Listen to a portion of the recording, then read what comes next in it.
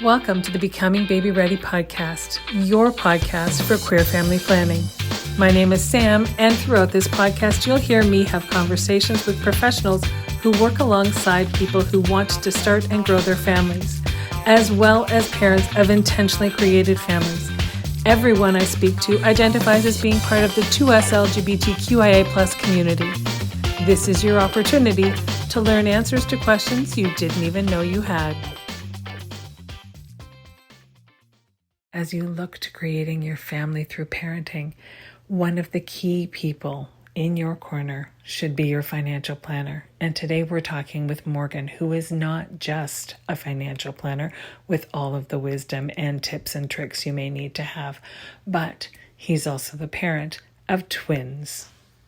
I am really excited today to have the opportunity to speak with someone that I've been hoping to speak with and get as a part of this event for quite some time. Morgan, welcome.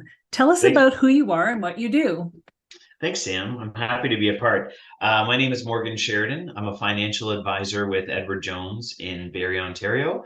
I've been with them about 15 years, and I have two 4-year-old girls, twin girls. Wow. Yes, you've got a busy professional life and a busy home life as well. That is very true. Can you tell us, how does the work that you do specifically help members of the 2S LGBTQIA community start or grow their respective families? Yeah, so for me, I had my girls being part of the LGBTQ community. I had my two girls with my ex through a surrogate. And one of the things I think that surprises many couples when they have a surrogate, when they're starting from scratch, is the cost. Mm-hmm. And when you look at what all of the costs are, it's beyond surrogacy, right? It's beyond, an egg donor. It's beyond the legal expenses, because that is all just upfront costs. When you actually have the baby, you have a parent that's taking parental leave, right? So incomes are reduced. So what I do is I help shape the couple's idea of what their financial picture is going to look like moving forward. Because unlike heterosexual couples, we have to be so invested financially and emotionally in order to make this happen. And, frequently, costs can run, at least it did for us, $80,000, $90,000. So where do people get money from there? Do they take it from their investments? Do they borrow it from a line of credit? What are the best ways to do it? And so one of the ways that I help couples plan for that is to first decide what it is that they want to do and where we should best budget and take that money from. But again, not just for the surrogacy part, for moving beyond. I mean, the first 5 to 7 years of a child's life are incredibly expensive. I mean, yes, the teenage years get more expensive, but when you look at it from an earnings reduction point of view, for spouses taking sick days off for their kids and various other things, it's really expensive. So I just like to sit down with people and help them plan for that. And give them the opportunity to map it out and look at the numbers, right? I would assume that with you, when they're looking at numbers with you for the first time, some of those numbers could be shocking. Could be. And I think that it's important to look at all of your resources too. I mean, we typically think of, when we think of coming up for a big expense, we think of, maybe borrowing the money from a line of credit. Often you might not have enough, but you have to look at other unconventional sources too. And one of the biggest things that I have found for couples that have helped is even looking out at family, right? I mean, I helped a couple, this was maybe about 2 years ago. They came in to see me, and they had already been clients with me for a little while, and they said that they wanted to start to plan. So we were working through various different strategies to come up with the money. And then they just started to openly talk to family about it, right? This is something that they want to do. And one of the partner's moms came up with, a forgivable loan for the rest. Now, not everybody can do that, but I think it's just important to look at all of your sources when it comes to that. Mm-hmm. Yeah, because she obviously wants a grandchild. You're right. Well, there is that. Well, I don't know many grandmothers who wouldn't, if they had the means, wouldn't fork out the money to get a grandchild. Fair enough. I think that you're probably very right about that. I've met a lot of grandparents in my day. Yes. Yeah. Hmm. Are there things that you might look for working in the capacity that you do that your clients would argue make you better suited to help them as members of the 2S LGBTQIA plus community that perhaps your cisgendered heterosexual peers may just not even know to look for? Yeah, I think because I am part of that community, right? I mean, I've gone through just about most of the big life milestones.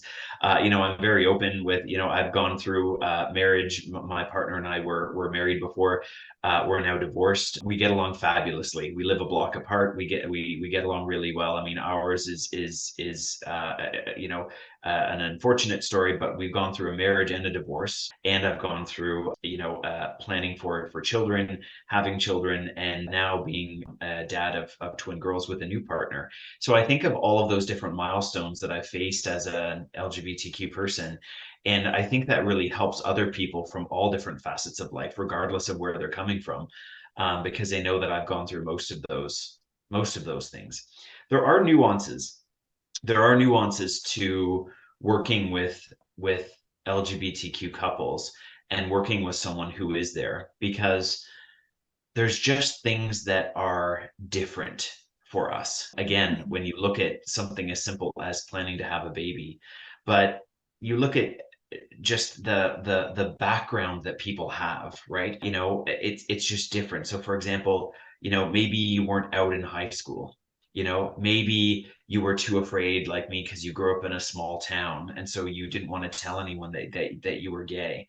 Those things are relatable to many, many people. And it might seem trivial, but those things all help you relate better and understand the person across the table from you. That's why I think it's important for people who are looking for someone who is like-minded with shared experiences, that they should try to work with someone in their community.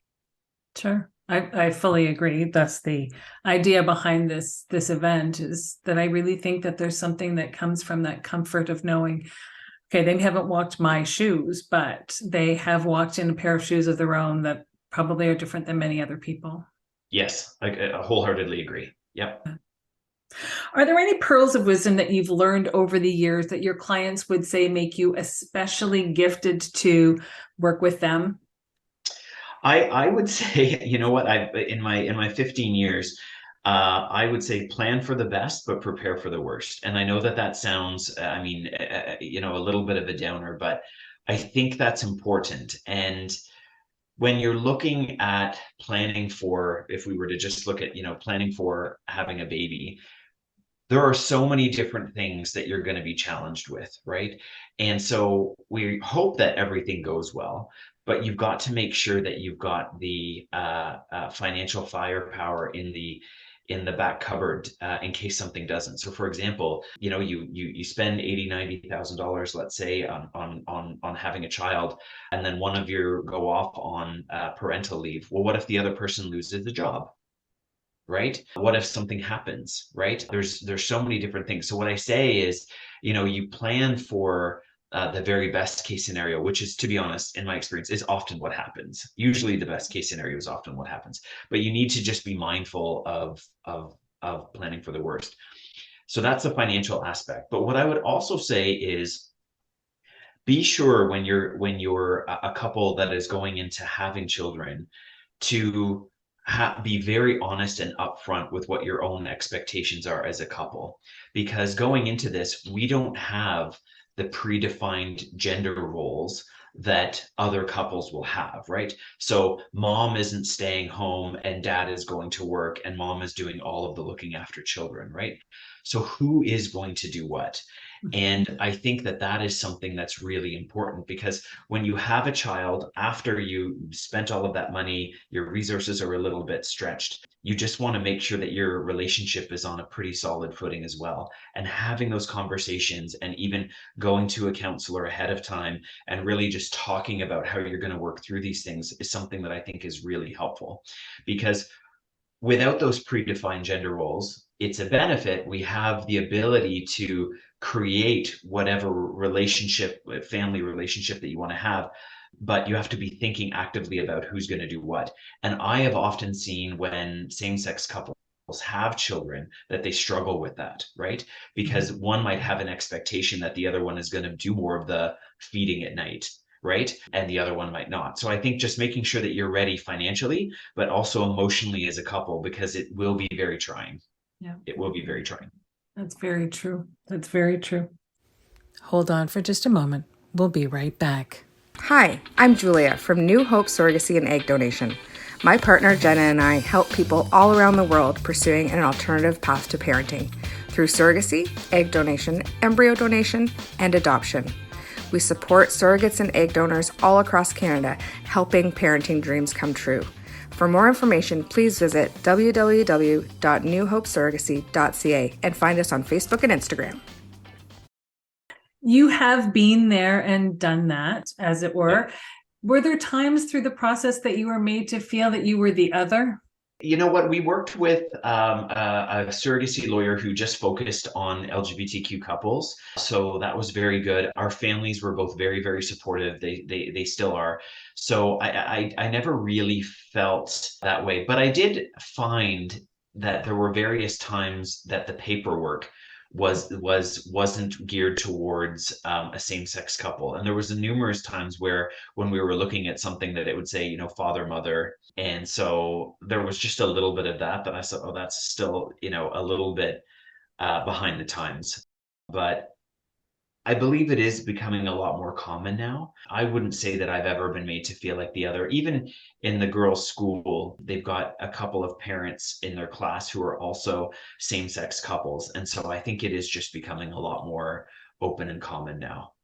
But that experience could be different for many others, for sure. Absolutely. And you don't live in a big city, so it's good to hear that it's filtering out to the smaller communities too, because I think that we think of it as being better in the big urban centers, but For sure. Yeah. less. I'll tell you, it's interesting because I was born and raised in Barrie, which isn't a large city. You know, it's only about 170,000 people in here. And I've always been out as a financial advisor. I've always been out. And I don't believe that it's ever impacted my career. But the interesting thing is, when you get people who come in and sit across from you on the table, they naturally assume that you're a straight white male, right? Right. Because it's Barrie, and so they often will ask the question, you know, what does your wife do? And you know, I have to say, well, you know, I don't have a wife, I'm married to a man, or you know, I have a partner. And there's usually a little bit of an aha moment. And I have done that. I cannot tell you, hundreds and hundreds of times have I done that. And I've never had anyone turn away knowingly. So I think that I've always felt really supported, but I know that that hasn't been the experience of others. And it depends on where you live.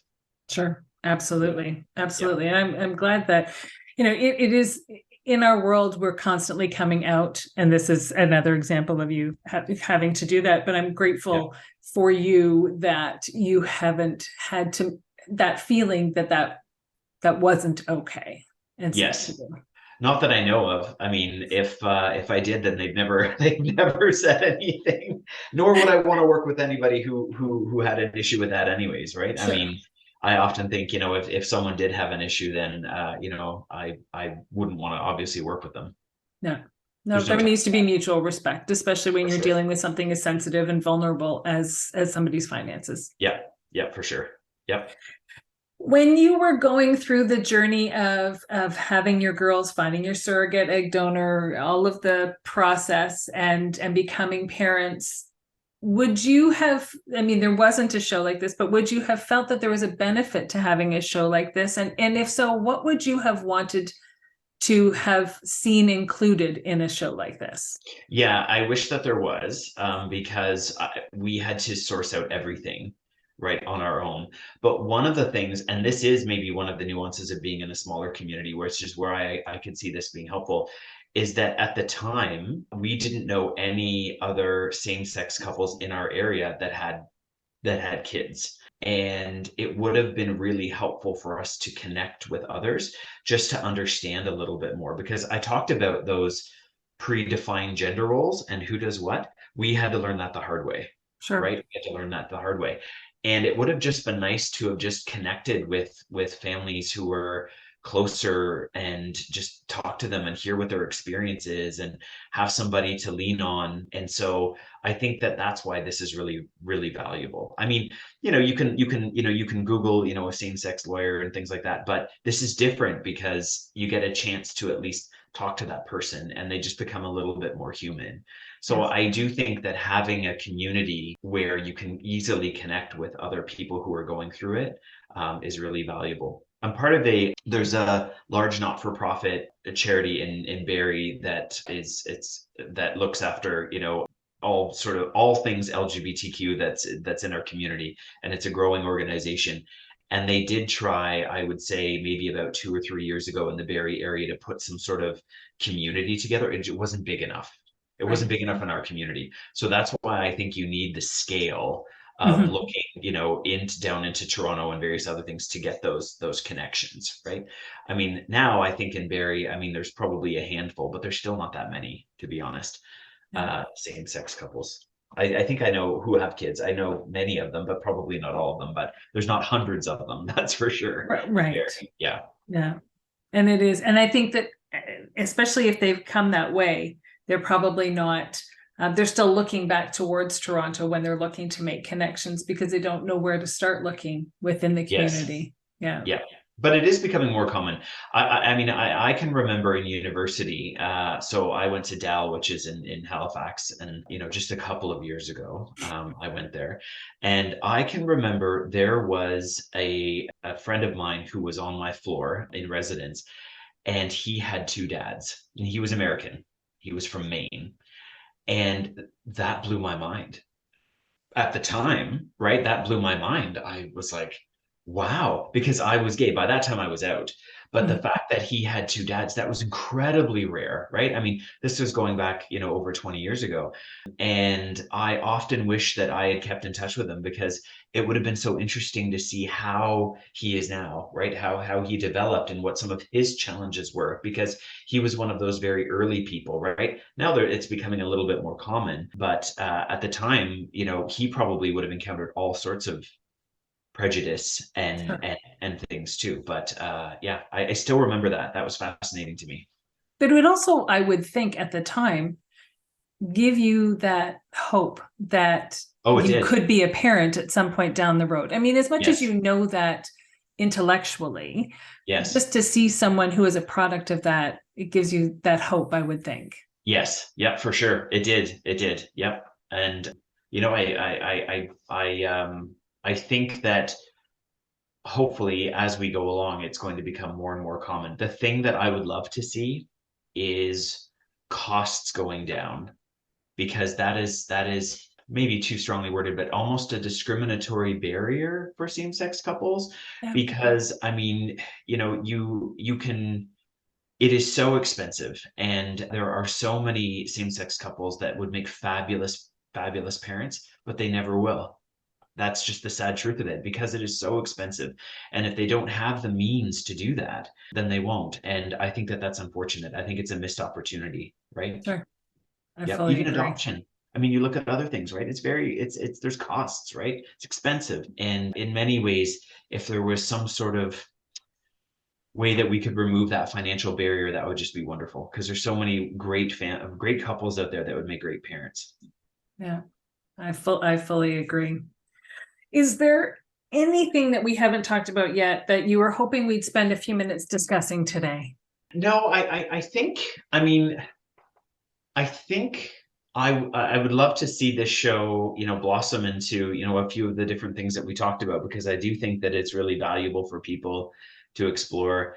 I think maybe, a nice ecosystem and community of, same-sex couples who are having kids would be helpful. I often think it would be so cool to organize, even something as simple as little organized play dates with LGBTQ couples in different Mhm. communities. How do you do that? But how do you connect with people? How do you find them all? So things like that. But no, I think that's good. And obviously, if people have any questions, or if they're wondering about it, or just want to chat about their experiences and what that's going to come up with, then they can reach out to me. with me, having twins, it's slightly even more unique and much harder. So I tell people that if they're considering having twins, just to really consider it, because it is significantly more challenging. But I'm happy to chat about that too. So some of our good friends, they are considering having twins, and I don't know if it's maybe my bad parenting skills or what it is, but we've all hung out a few times with my kids who are very energetic, and they've decided now not to have twins or having one at a time. And I thought, I don't know if that's a bad thing for me as a parent, that after we've hung out, they're not doing it now. But happy to chat with anyone who wants to be a parent.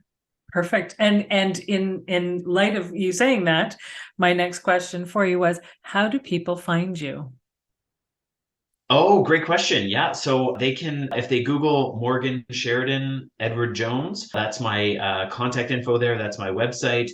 They can reach out to me, and all of my numbers are on there. They can email me. They can give my office a call. They can do all of that, and happy to chat, even just generally. It doesn't have to be about money. It doesn't have to be about anything. If it's just about parenting, if it's just about questions, then I'm happy to do that. Perfect. And do you have social media? Do you throw your family out there for the world to see, or no? I do. I don't have a professional one, but I've got my Instagram. My Instagram is It's Morgan Sheridan.